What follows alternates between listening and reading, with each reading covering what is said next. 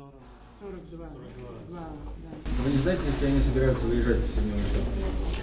В планах есть, но конкретно дата не обозначена. А ФБР как-то помогает с этим? Они хотят, чтобы они... Мы не знаем ФБР, чем занимается. Но совместно интервью с ними проводились, допросы, так называемые, совместно с ФБР. Беседа. И что они нам сказали, что беседа была очень, проходила в такой теплой обстановке, никаких таких жестких.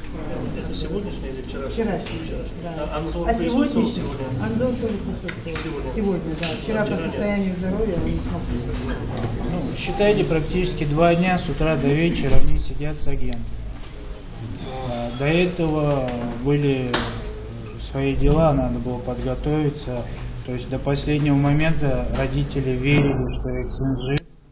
Тем более после того, как они увидели ролик CNN, где его совершенно голым, но живым и здоровым сажают в полицейскую машину. И в этом молодом человеке они узнали Тамерлана Царнаева. Но на следующий день уже они увидели обезображенный труп. После этого они замкнулись, от прессы в том числе.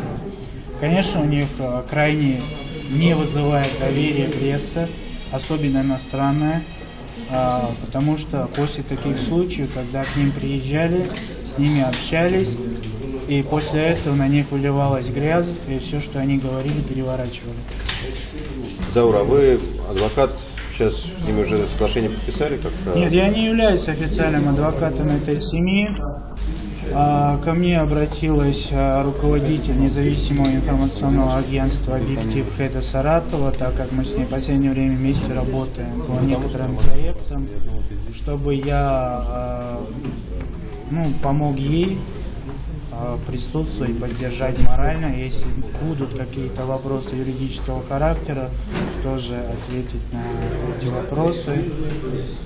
Ну и, естественно, прежде всего, получив от Анзора Царнаева разрешение посетить, я приехал. Понятно. А после сегодняшней беседы вы вообще с ними не говорили, да? Мы говорили с дядей, который их отвез домой. Ага. И он ничего не говорил о том, О деталях Мы не разговора мы даже не интересовались, потому что, возможно, мы сегодня ночью с ними встретимся и узнаем некоторые детали. да. А по поводу похорон, что-нибудь известно? Вы знаете, сегодня была такая новость, что имам мечети в Бостоне отказался хоронить, не дал разрешения на похороны Тамерлана. И, естественно, они этим обеспокоены. И что дальше они будут делать, тоже я не могу комментировать. Откуда эта информация? В интернете это не. А могут их привезти в Чечню? Скорее всего, потому что тетя, которая в Канаде, заявила, что к ней поступают угрозы на ее домашний телефон, оказывается давление, намекая на то, что пора покинуть Канаду.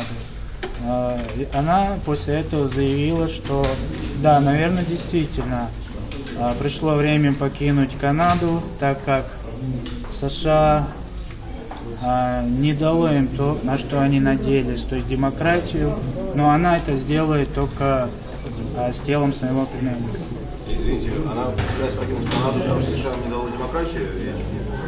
Ну, это, скажем так, было некое заявление тети, возможно, эмоциональное.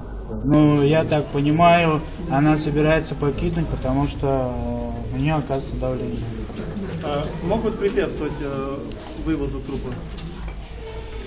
К сожалению, исходя из того, что происходит, все возможно, но будет ли это или нет, я не могу утверждать.